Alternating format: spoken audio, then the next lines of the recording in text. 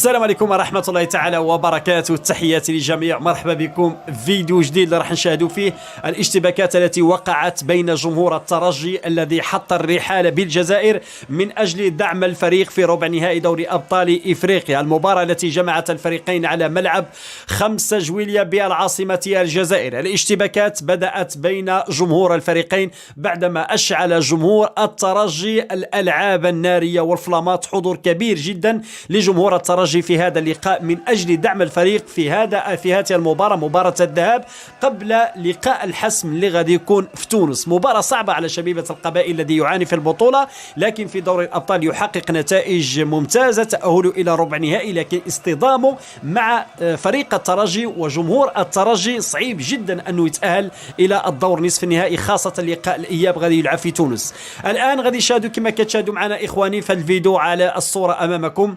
كما